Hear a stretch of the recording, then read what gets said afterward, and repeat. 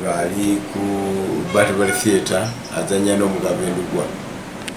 Omugabendugwa yali afunye obuzibu nga bamemba be baba senior bavuddewo kati ngalo ekibiina kiri kya drama club ya Kampala High School ne bazanyirawo omuzannyi we n'abaagala era bonna n'ababuzovinga n'abatwala Mwalimu Mariam Nagireyo Kato Lubwama simanyi Kasada simanyi ani baali bangi n'abategeera kwamu abaana abo ne bajja ne batalako okuzannya omuzannyo.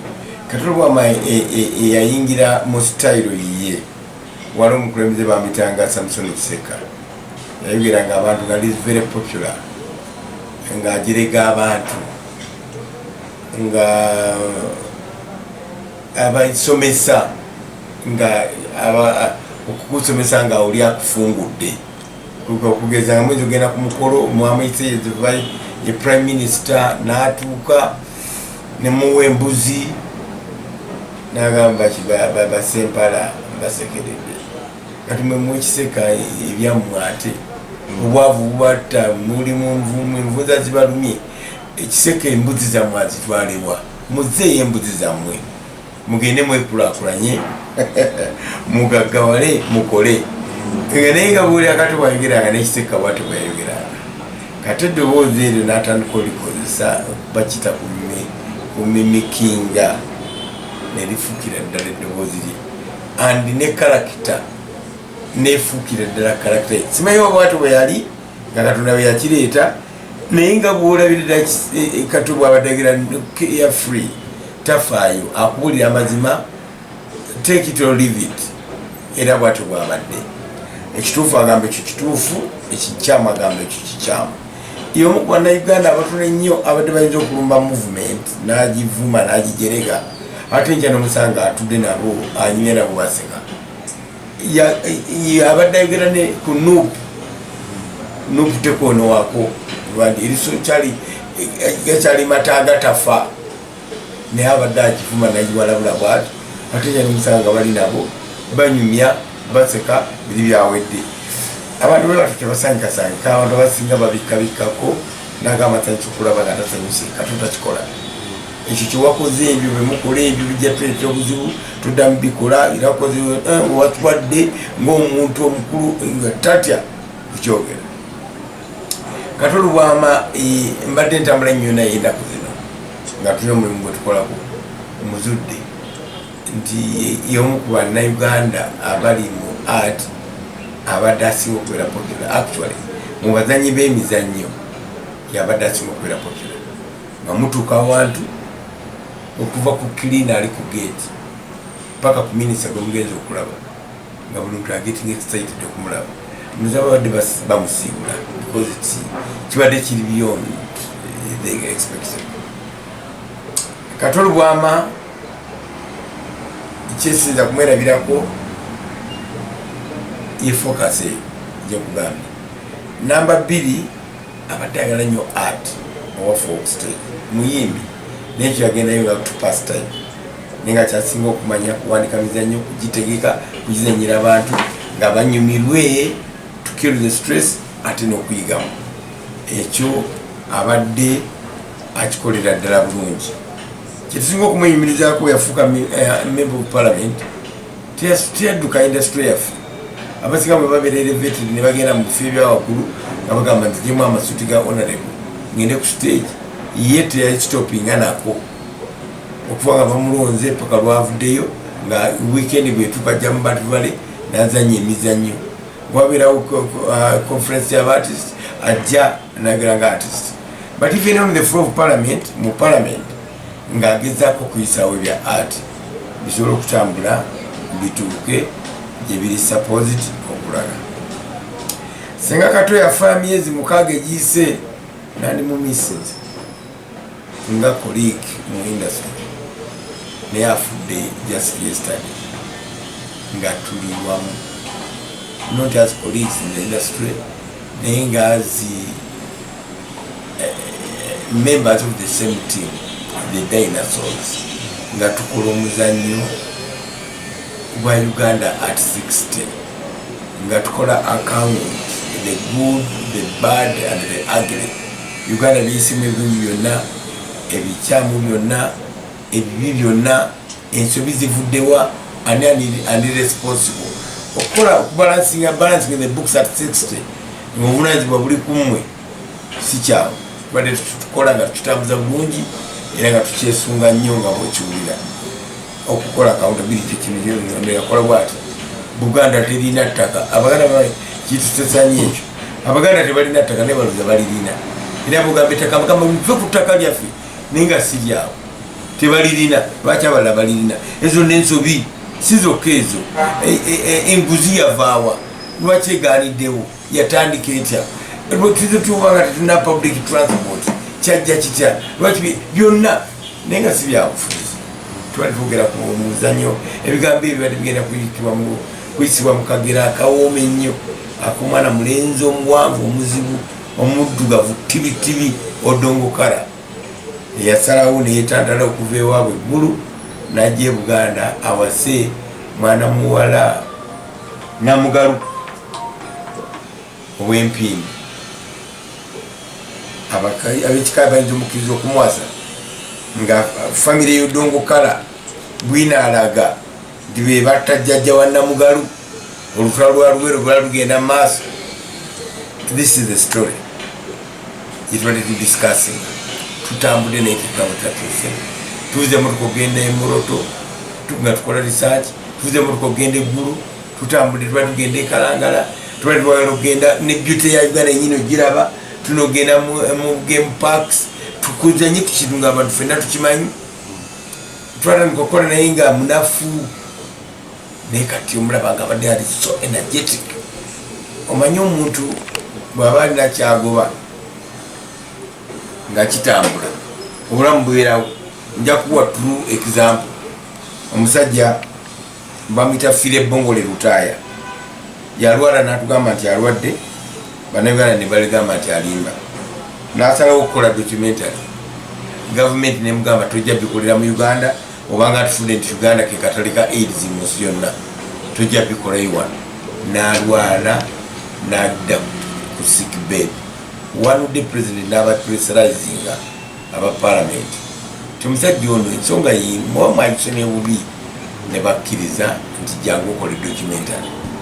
Fire Bongole Lutaaya bulamu pum ne buddira ddala nadda kuno ne bafiriminga bagenze ku ssomero gyasomera, bagenze mu secondary schools nyingi ekuba yali afokasinga nnyo ku baana abagenzewa nga bulamu busufu. Director olwamugamba it's a wrap ebifaananyi biweddeyo ne 2 weeks yali afudde kubanga kyabadde ayagala okukola kiwedde awummudde.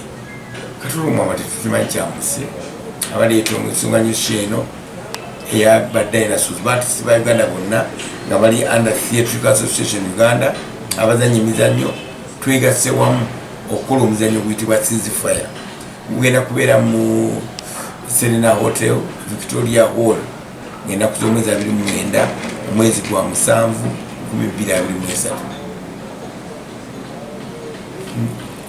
n'omukubongo wa project meeting esalawo ebifaananyi twali tukituddemu ku mandi paka saawa mukaaga ez'ekiro naye era mulamu muzibu ne tukanya nti olwajjo Wednesday tugenda kukuba ebifaananyi n'okukola obulango bwonna okubumaliriza obwetaagisa ng'otuva ku ssaawa 3 tulina kubeerawo we nga directing obulango obusooka okuva ku ssaawa 7 nga tulina kubeera ku Bat Valley nga directing obulango obuddako twekuba ebifaananyi byetaagisa tugende masomero yaso zaffe nga bwezibadde zibeerayo okuva ku ssaawa 10 ssaawa 3 twabaddeyo endiini ewuwe naye nga tetugenze ku bikodinga bulango nga tugenze mu lumbeero. Obumalirivu n'okukozesa favor n'amafuta we gajjira opportunity wejja kibuukire kikozesa.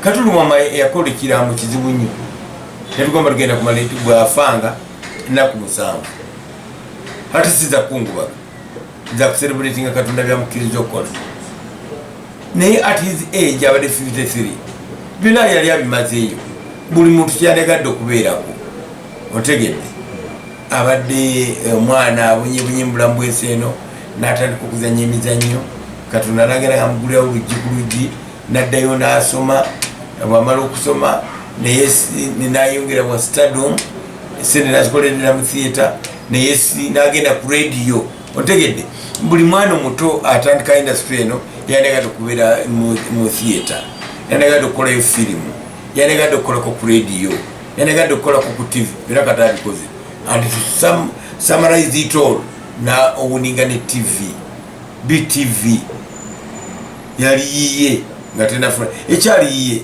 yafuna ebizibu nevaako ninga ekyali mu manyage you become a broadcaster ate ng'oli artist ayagala kubeera ku TV nene otubeera bubezi ku TV na ku radio and you own one and you become a member of parliament nabanyugana ne Honorable Kiwanda nanga nti bakiwulira nti kata giye empapulo okwesimbawo tebamanya it's a joke they all laughed bagenda okulira nga akalulu kabalibwa nga kata awangudde natugamba nti ku parliament nga break time mwena mwenyiga ku tebo Kato watudde stress zembaddeko munda eri yana okujaza abye naye nga akikoze atya determination tasaagira ku kintu omuzannyo bwebaba agenda kukola muzannyo gutekubanga gumakinga gye yali akoze n'okugusinga bw'aba akola luyimba the same popularity bwejja gikozese popularity y'oku stage eyamusindika ku radio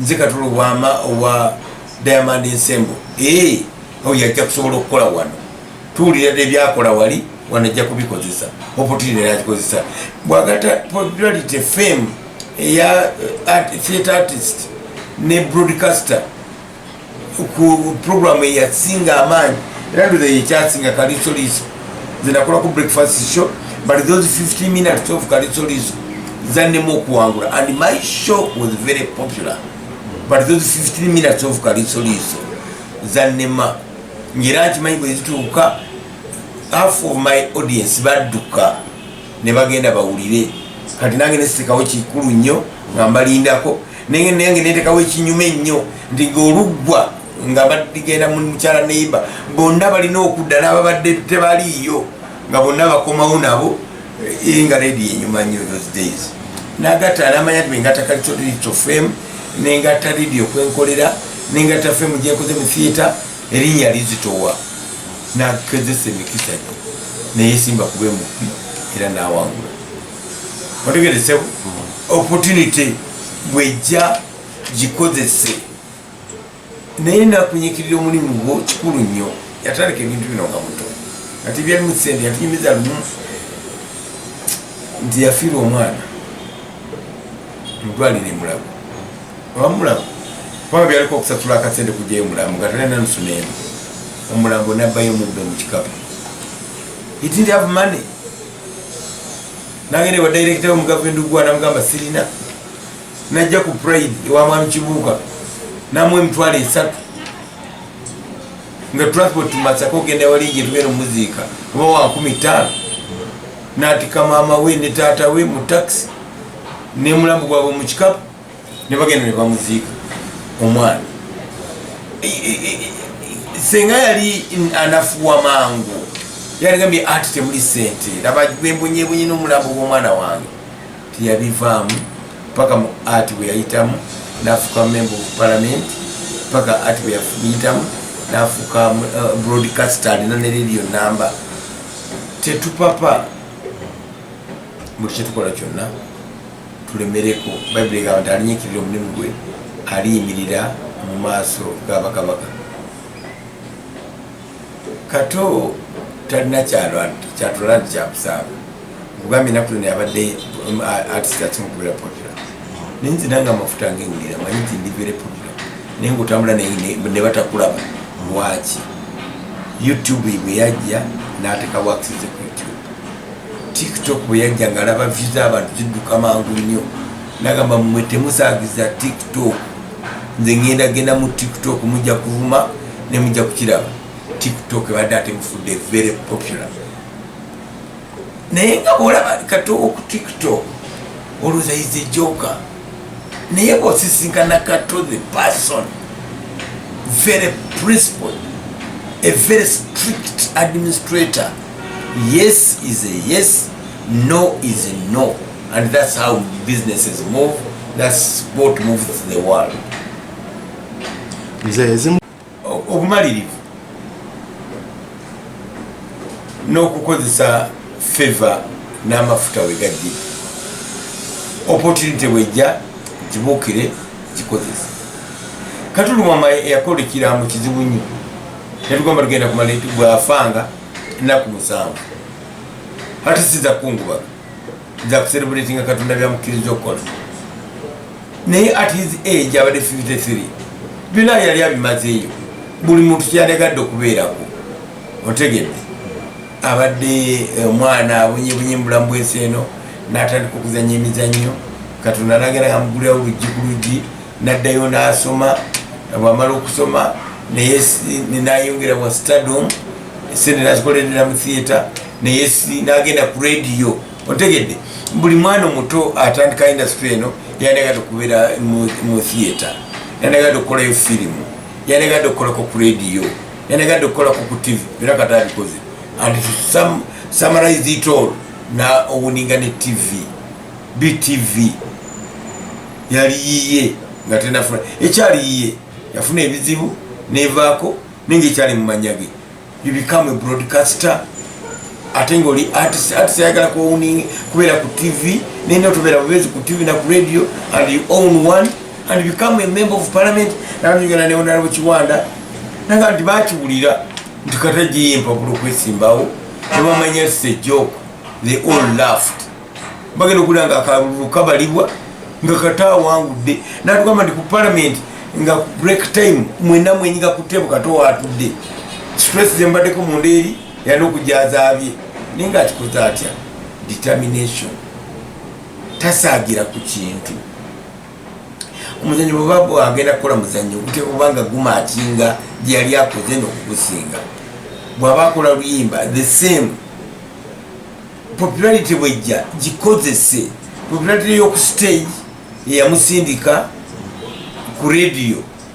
Nze Kato Lubwama owa Diamond Ensemble. Yajja kusobola okukola wano. Tuwulira dde byakola wali wano ajja kubikozesa. Opportunity yagikozesa. Bw'agata popularity fame eya theatre artist ne broadcaster ku program eyasinga amaanyi era ndoza yekyasinga Kaliso Liso. Nze nakola ku breakfast show, but those 15 minutes of Kaliso Liso zannemu okuwangula, and my show was very popular, but those 15 minutes of Kaliso Liso zannema. Ngira nkimanyi bwe zituuka half of my audience badduka ne bagenda bawulire.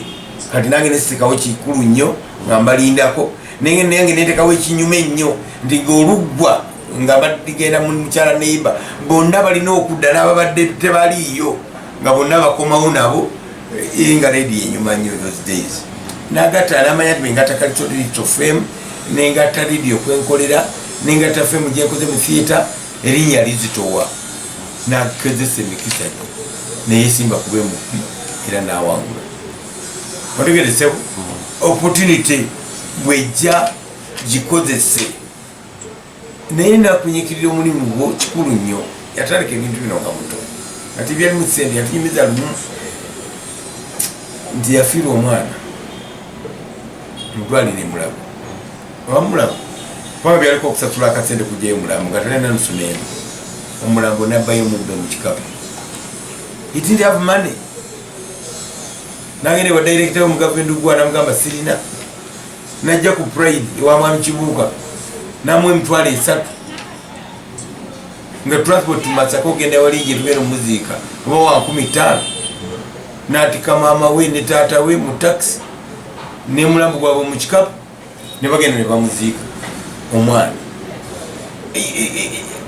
Senga yali anafuwa mangu yaligambye ati temuli sente laba bwembonyebonye n'omulambo gw'omwana wange tiyabivaamu paka mu ati bwe yayitamu n'afuuka member of parliament paka ati bwe yayitamu n'afuuka broadcaster alina ne radio number.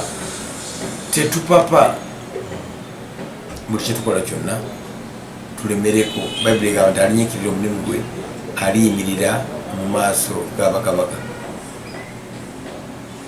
Kato talina kyatula kyakusaaga kugambye naku ne abadde artist akyimukubira popular ninzina nga amafuta ngewulira manyi nti ndi very popular naye ngaotambula ne batakulaba lwaki YouTube bwe yajja n'ateeka wakize ku YouTube TikTok bwe yajja ng'alaba views z'abantu zidduka mangu nnyo n'agamba mmwe temusaagiza TikTok nze ngenda mu TikTok mujja kuvuma ne mujja kukiraba TikTok ebadde ate mufudde very popular naye nga bw'olaba Kato ku TikTok olowooza is a joker naye bw'osisinkana Kato the person very principled a very strict administrator.